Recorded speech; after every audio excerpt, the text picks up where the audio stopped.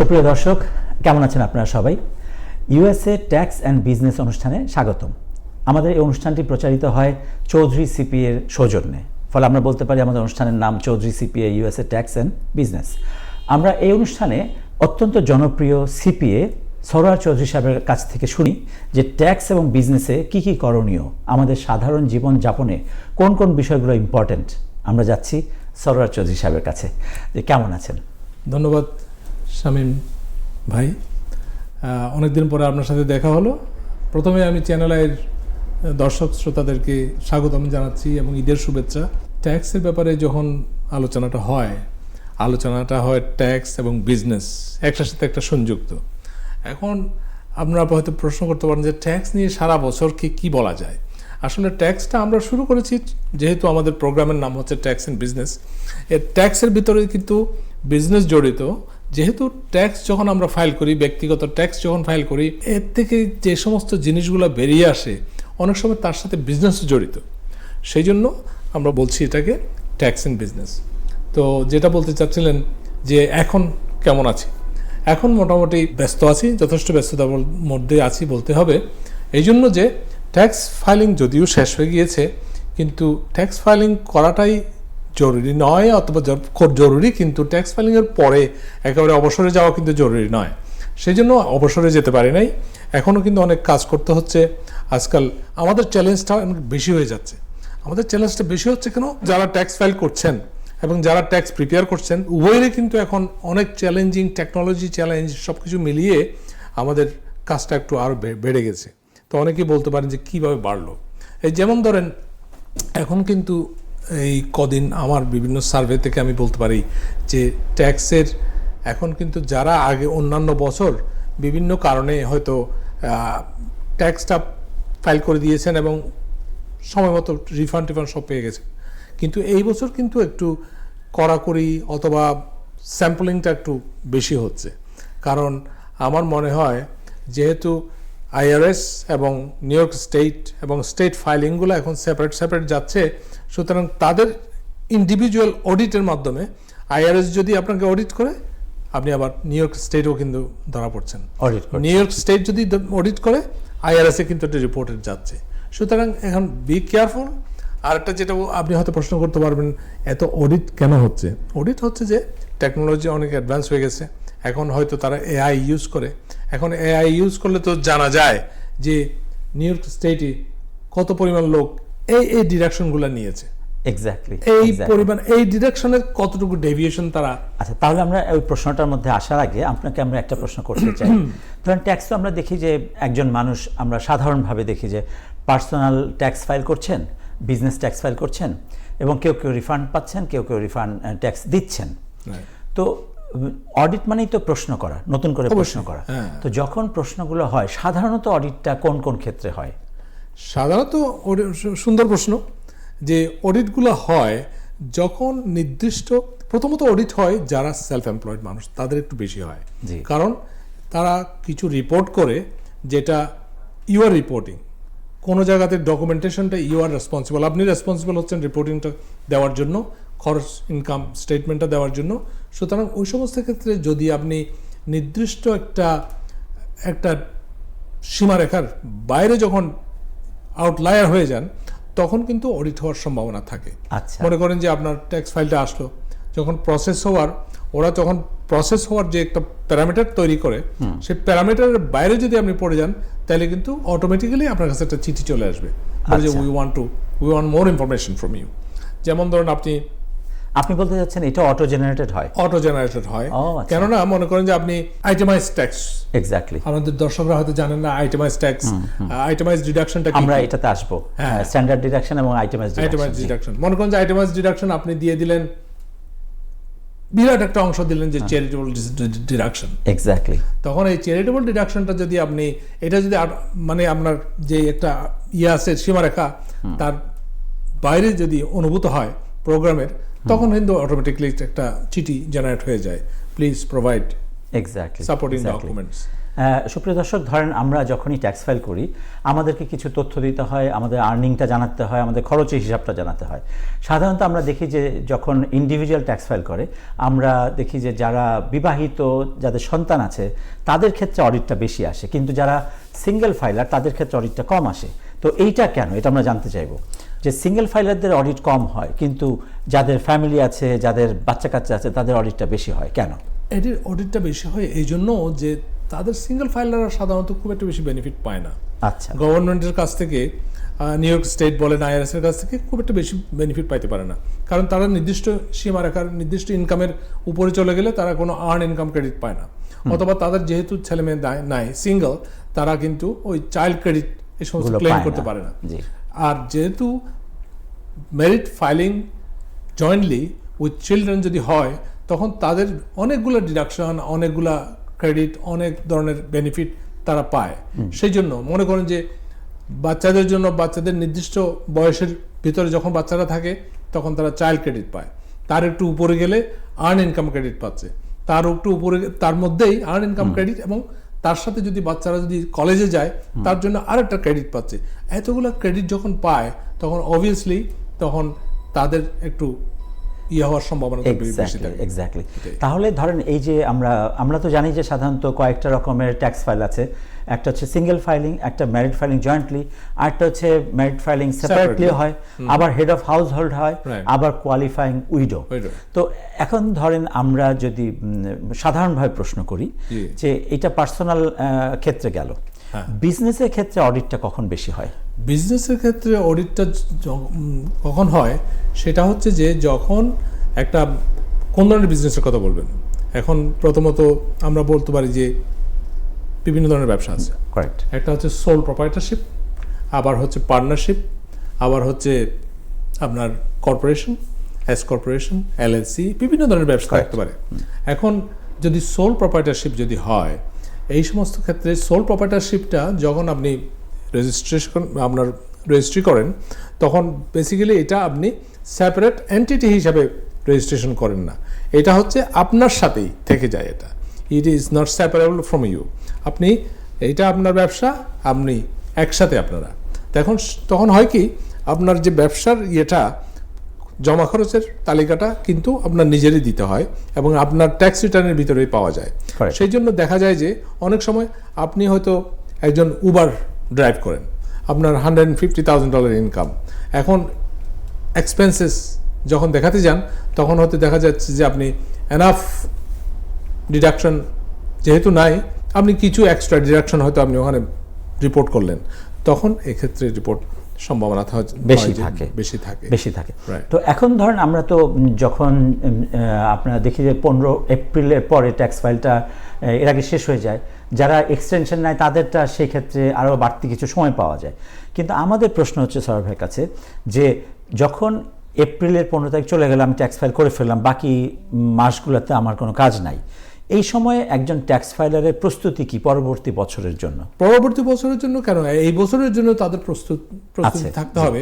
যেমন ধরেন আপনার যদি মনে হয় যে কোনো একটা ডিডাকশন আপনি নিয়েছেন, সেটার সাপোর্টিং ডকুমেন্ট আপনার কাছে নাই, আমার অনেক কেস আমার কাছে আছে।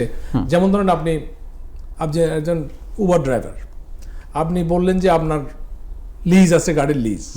এখন গাড়ির লিজ যদি থাকে, আমি জানি যে আপনি গাড়ির লিজ দিয়েছেন এবং পেমেন্ট করেছেন, কিন্তু যখন যদি লিজ যদি হয়, অনেক সময় IRS চাইতে পারে অথবা নিউ ইয়র্ক স্টেট চাইতে পারে যে লিজের কপিটা কই। চৌধুরী CPA নিউ ইয়র্ক তথা যুক্তরাষ্ট্রের বাঙালি মালিকানাধীন একটি সুপ্রতিষ্ঠিত CPA ফার্ম। আমরা দীর্ঘদিন যাবৎ অত্যন্ত বিশ্বস্ততার সাথে লোকাল ও আন্তর্জাতিক ব্যবসা প্রতিষ্ঠা ও ব্যবস্থাপনায় ট্যাক্স অডিট কনসাল্টিং দিয়ে সেবা করে যাচ্ছি। আমি সারোয়ার চৌধুরী CPA গত 20 বছর যাবৎ আপনাদেরকে সেবা দিয়ে যাচ্ছি অডিট, ট্যাক্স এবং কনসাল্টিং এর ব্যাপারে। আন্তর্জাতিক ব্যবসা এবং দেশীয় ব্যবসা প্রতিষ্ঠার কল্পে যারা কোনো পরামর্শ নিতে চান আমাদের সাথে যোগাযোগ করুন। আমাদের ঠিকানা 7409 37th Avenue, Jackson Heights, new York 11372। যোগাযোগ 7184290011। চৌধুরী CPA নিউ ইয়র্ক তথা যুক্তরাষ্ট্রের বাঙালি মালিকানাধীন একটি সুপ্রতিষ্ঠিত CPA ফার্ম। আমরা দীর্ঘদিন যাবৎ অত্যন্ত বিশ্বস্ততার সাথে লোকাল ও আন্তর্জাতিক ব্যবসা প্রতিষ্ঠা ও ব্যবস্থাপনায় ট্যাক্স অডিট কনসাল্টিং দিয়ে সেবা করে যাচ্ছি। আমি সারোয়ার চৌধুরী CPA গত 20 বছর যাবৎ আপনাদেরকে সেবা দিয়ে যাচ্ছি অডিট, ট্যাক্স এবং কনসাল্টিং এর ব্যাপারে। আন্তর্জাতিক ব্যবসা এবং দেশীয় ব্যবসা প্রতিষ্ঠার কল্পে যারা কোনো পরামর্শ নিতে চান আমাদের সাথে যোগাযোগ করুন। আমাদের ঠিকানা 7409 37th Avenue, Jackson Heights, new York 11372। যোগাযোগ 718-429-0011। কন্ট্রাক্টর হিসাবে আপনি হঠাৎ করে একটা চিঠি পেলেন, সেই চিঠিটার মধ্যে আপনি বুঝতে পারছেন না কি লেখা, 3 পাতা 4 পাতা, এবং সেটার মধ্যে কিছু প্রশ্ন থাকলো, কিছু আপনার কার্যক্রম বা কাগজপত্র নিয়ে তাদের সন্দেহ দেখা দিল, তখন আপনার করণীয় কি, যেটাকে আমরা বলবো অডিট। স্যার ভাই, তখন আমাদের করণীয় কি? অডিটের ব্যাপারে যেটা বলছেন এটা ঠিক। এখন কিন্তু অডিটটা বেশি হচ্ছে। আমি বললাম যেহেতু এখন টেকনোলজি অনেক উন্নত হয়েছে, আপনার সিলেকশন ক্রাইটেরিয়াটাও অনেক উন্নত হয়েছে, সুতরাং একটু এদিক ওদিক হলেই কিন্তু আপনার চিঠিটা চলে আসছে। তাছাড়া বেশিরভাগ ক্ষেত্রে অনেক সময় দেখা যায় যে আপনার 3-4টা বিজনেস আছে, 3-4টা স্কেজুল সি আছে, তখন অডিট আসলে 3-4টার জন্য একসাথে চলে আসলো, আপনাকে কোয়েশ্চেন দিল, তুমি কি এই তোমার যে ব্যবসা এটা কি বিজ্ঞাপন দিয়েছো নাকি, এটার ফরমেশন কি সত্যি নাকি, এটার যে এই রেভিনিউ দেখাচ্ছ এটা কোথা থেকে তুমি পেলে, এই ধরনের বিভিন্ন ধরনের কোয়েশ্চেনগুলো আসে। এবং শেষে একটা ফরমেটিভ আছে, আপনার লিখতে হয় কে এটা প্রস্তুত করেছে, সব কিছু মিলে। অনেক ক্ষেত্রে আমাদের কমিউনিটিতে অনেকেই হয়তো যারা ট্যাক্স প্রিপারেশনের ব্যাপারে দক্ষ না, তারা হয়তো সাইন করেন না। হ্যাঁ, সাইন না করলেও কোনো অসুবিধা নাই, এটা আমাদের কাছে আসলে আমরা পাওয়ার অফ অ্যাটর্নি নিয়ে আমরা কাজগুলো করে নিই। সুতরাং ভয় পাওয়ার কিছু নাই, যখন চিঠি আসবে না ঘাবড়িয়ে চলে আসবেন। এখন যদি ভুল হয়েছে, যদি আপনার মনে করেন যে আপনি একটা জিনিস যেটা $10,000 আপনি ক্লেম করেছেন, ওরা বলে যে না $1,000, তো বেশিরভাগ ক্ষেত্রে যেটা হবে সেটা হবে যে আপনার রিফান্ডটা কমে যাবে, অথবা আপনার কিছু ট্যাক্স দিতে হবে। আর আপনি যদি আপনি এস্টাবলিশ করতে পারেন যে আপনার ওই অ্যামাউন্টটা হবে $5,000, তখন তো আপনি একটা মাঝামাঝি পর্যায়ে চলে আসলেন। এখন কথা হচ্ছে যে আপনি রেসপন্ডটা করতে হবে, সময়সীমার মধ্যে রেসপন্ডটা করতে হবে। খুবই গুরুত্বপূর্ণ কথা। কোনো চিঠি পেলে সেটা কোনোভাবে ফেলে রাখা যাবে না, এবং সেইটা যদি চিঠির মধ্যে কোনো পজিটিভ সংবাদ থাকে তাও, নেগেটিভ সংবাদ থাকে তাও, ফলে আপনার ট্যাক্স ফাইলারকে জানাতে হবে, কোনো জটিল হলে তখন সিপিএ কাছে যেতে হবে। তা আমরা বললি যে সরোয়ার চৌধুরী ভাই আমাদের খুবই পছন্দের মানুষ, এবং উনি অত্যন্ত প্রশংসিত সিপিএ। এই ধরনের জটিল অনেক কেস তিনি সমাধান করেছেন। তো ধরেন আপনার কাছে এলো, এখন তিনি ওখানে আপনার আইআরএস থেকে কিছু সন্দেহ পোষণ করা হলো যে এই কাগজগুলো লাগবে। সাধারণত কোন কোন ধরনের কাগজ আইআরএসের কাছে গ্রহণযোগ্য হয়? আইআরএসের কাছে গ্রহণযোগ্য হবে, মনে করেন যে ক্যান্সেল চেক, এগ্রিমেন্ট, তারপর মনে করেন এখন তো অন্যান্য জিনিসগুলো আছে, মনে করেন যে নিউ ইয়র্ক স্টেটের ট্যাক্স ডকুমেন্ট, অথবা রিয়েল এস্টেটের যদি হয় আপনার mortgage papers, real estate tax papers. আর আরেকটা রিয়েল এস্টেটের কথা যখন আসলো, এখানে হয়তো প্রাসঙ্গিক হবে যে আরেকটা খরচ যেটা আপনি নিতে পারেন, অথবা আপনার ওখানে ডকুমেন্ট সাবমিট করতে হচ্ছে না, সেটা হচ্ছে ডিপ্রিসিয়েশন। কিন্তু এটা দেখাতে গেলে আপনার কিন্তু ডকুমেন্টটা রাখতে হবে। সেই জন্য রিয়েল এস্টেটের কস্ট কত ছিল, আপনি কত টাকার উপরে ডিপ্রিসিয়েশন এক্সপেন্সটা নিচ্ছেন, সেই জিনিসটা আপনার রাখতে হবে। স্যার ভাইকে আরেকটা প্রশ্ন করতে চাই। মনে করেন আপনি বাড়ি কিনলেন, এবং বাড়িটা কেনার পরে আপনি এর পেছনে অনেক খরচ আছে, বাড়িটা রিনোভেট করলেন, কিছু সংযোজন বিয়োজন করলেন, আপনি বাড়ির মর্টগেজ পেমেন্ট করছেন, এবং একটা ফ্যামিলি, যেই ফ্যামিলিতে 3 জন সন্তান সহ হাজব্যান্ড ওয়াইফ আছে, সেই ফ্যামিলি বাড়ি কেনার পর তাদের করণীয় আসলে কি, এটা আমরা শুনবো সরোয়ার চৌধুরী সাহেবের কাছ থেকে। যে মাত্র বাড়ি কেনা হলো, তারপর তার করণীয় কি, কোন ধরনের কাগজপত্র সংগ্রহ করতে হবে? অত্যন্ত সময় উপযোগী প্রশ্ন, কারণ আমাদের কমিউনিটিতে আমি দেখতে পাচ্ছি যে অনেকেই কিন্তু বাড়ি কিনছেন। এটা কংগ্রেচুলেশন সবাইকে যারা বাড়ি কিনছেন, এবং যারা বাড়ি কিনছেন তারা হয়তো খুবই উৎসাহিত বোধ করছেন বাড়ির পেছনে, একটা নতুন বাড়ি। এখন জিনিসটা হচ্ছে যে বাড়ি 2 ধরনের বাড়ি, একটা হচ্ছে যে আপনার পার্সোনাল রেসিডেন্স, বসবাসের জন্য, আর একটা হচ্ছে আপনার কমার্শিয়াল প্রপার্টি। কমার্শিয়াল মানে আপনার একটা ইনভেস্টমেন্ট প্রপার্টি, রেন্টাল প্রপার্টি। এখন 2 ধরনের ট্রিটমেন্ট কিন্তু। আপনি যেহেতু আপনার যদি নিজস্ব বাড়ি কিনলেন, তখন দেখা যাবে যে আপনি নিজস্ব বাড়ি কেনার ফলে বেনিফিট সেটা হচ্ছে যে আপনি ইমিডিয়েট বেনিফিটের মধ্যে আলাদা কিছু পাচ্ছেন না। ইমিডিয়েট বেনিফিটের মধ্যে সেই যেটা রিয়েল এস্টেট ট্যাক্স, মর্টগেজ যেটা দিলেন, পয়েন্টস যেটা দিলেন, ওই সমস্ত জিনিসগুলো আপনি ডিডাকশন নিতে পারছেন প্রথম বছর। এর পরের বছর থেকে শুধুমাত্র আপনি মর্টগেজ এবং ট্যাক্স এগুলো নিতে পারলেন। আর যেটা কিন্তু এখানে মনে রাখতে হবে যে এখানে অন্যান্য খরচ আপনি নিতে পারছেন না। Exactly. আপনি যদি আপনার বাড়িটা কিনলেন, সেই বাড়িটাতে আপনি ইমপ্রুভমেন্টের জন্য অনেক টাকা খরচ করলেন, সেটা কি হবে? তাহলে আপনি বলতে পারেন যে এই তাহলে কি আমার টাকাগুলো জলে গেল? না, এটা জলে যায় নাই। এই টাকাটা আপনার যে অর্থটা আপনি ব্যয় করেছেন, সেটা আপনার যে প্রপার্টিটা ক্রয় করেছেন তার সাথে অ্যাড হয়ে যাবে। তার মানে এইটার কস্ট, এটা ফাউন্ডেশনটা আরো বাড়ালো। Exactly. এখন মনে করেন যে আপনি $100 দিয়ে $500,000 দিয়ে বাড়ি কিনলেন, আরো $100,000 আপনি খরচ করলেন, তাহলে এটার কস্ট হয়ে গেল $600,000। Correct. এটা যখন আপনি বিক্রি করবেন, মনে করেন আপনি $700,000 দিয়ে বিক্রি করলেন, তখন আপনার প্রফিটটা কমে গেল। সেটা আপনার তার মানে ক্যাপিটাল গেইনটা আপনি বেশি পাচ্ছে। ক্যাপিটাল গেইনটা কমে যাচ্ছে।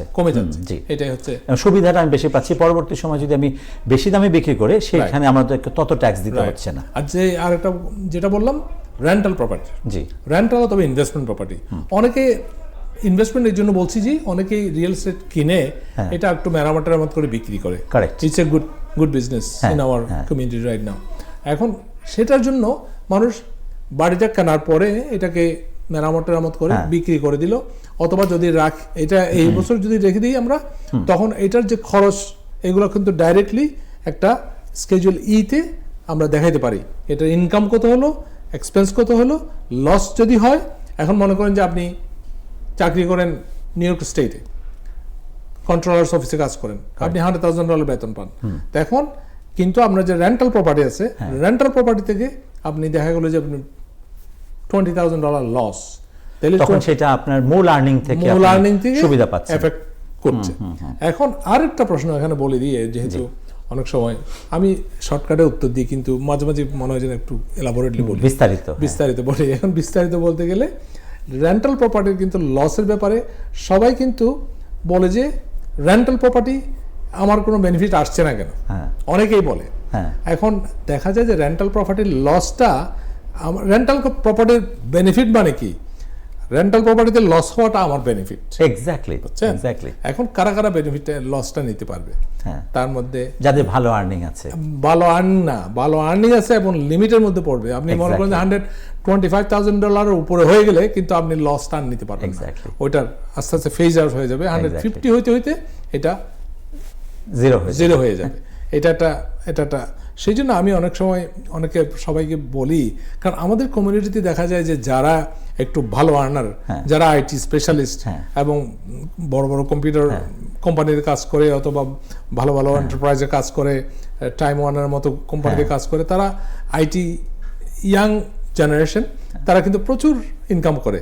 এখন তাদের মা বাবাকে আমি বলি যে তারা অনেক সময় দেখা যায় তারা বাড়ি কিনে রেখেছে তাদের জন্য। আমরা যে this not the right way to do the business.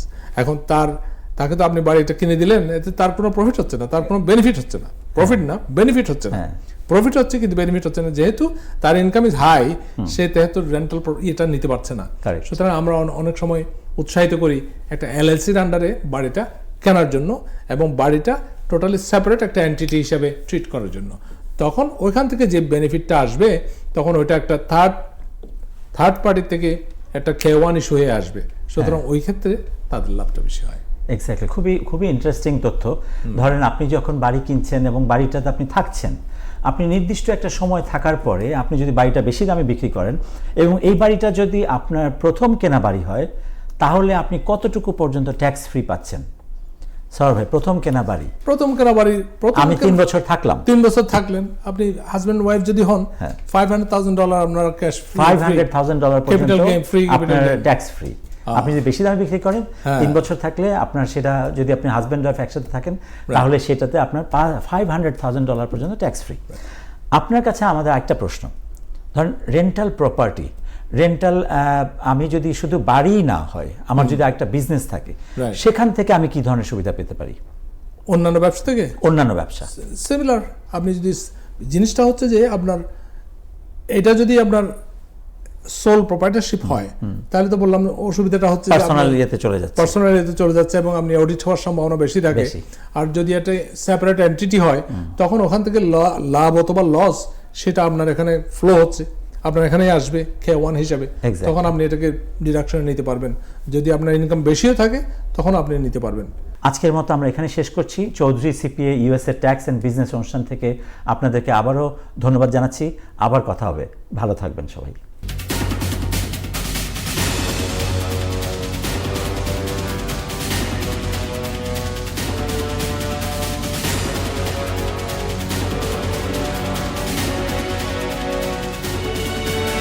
Chowdhury CPA new York তথা যুক্তরাষ্ট্রের বাঙালি মালিকানাধীন একটি সুপ্রতিষ্ঠিত সিপিএ ফার্ম। আমরা দীর্ঘদিন যাবৎ অত্যন্ত বিশ্বস্ততার সাথে লোকাল ও আন্তর্জাতিক ব্যবসা প্রতিষ্ঠা ও ব্যবস্থাপনায় ট্যাক্স অডিট কনসাল্টিং দিয়ে সেবা করে যাচ্ছি। আমি সারোয়ার চৌধুরী সিপিএ গত 20 বছর যাবৎ আপনাদেরকে সেবা দিয়ে যাচ্ছি অডিট, ট্যাক্স এবং কনসাল্টিং এর ব্যাপারে। আন্তর্জাতিক ব্যবসা এবং দেশীয় ব্যবসা প্রতিষ্ঠার কল্পে যারা কোনো পরামর্শ নিতে চান আমাদের সাথে যোগাযোগ করুন। আমাদের ঠিকানা 7409 37th Avenue, Jackson Heights, new York 11372। যোগাযোগ 7184290011। চৌধুরী সিপিএ নিউ ইয়র্ক তথা যুক্তরাষ্ট্রের বাঙালি মালিকানাধীন একটি সুপ্রতিষ্ঠিত সিপিএ ফার্ম। আমরা দীর্ঘদিন যাবৎ অত্যন্ত বিশ্বস্ততার সাথে লোকাল ও আন্তর্জাতিক ব্যবসা প্রতিষ্ঠা ও ব্যবস্থাপনায় ট্যাক্স অডিট কনসাল্টিং দিয়ে সেবা করে যাচ্ছি। আমি সারোয়ার চৌধুরী সিপিএ গত 20 বছর যাবৎ আপনাদেরকে সেবা দিয়ে যাচ্ছি অডিট, ট্যাক্স এবং কনসাল্টিং এর ব্যাপারে। আন্তর্জাতিক ব্যবসা এবং দেশীয় ব্যবসা প্রতিষ্ঠার কল্পে যারা কোনো পরামর্শ নিতে চান আমাদের সাথে যোগাযোগ করুন। আমাদের ঠিকানা 7409 37th Avenue, Jackson Heights, new York 11372। যোগাযোগ 7184290011।